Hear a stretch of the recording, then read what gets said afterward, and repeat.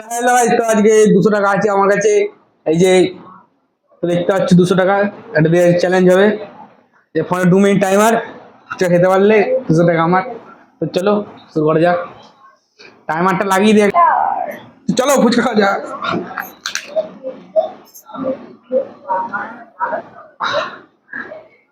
টাইমারটা দেখা যাচ্ছে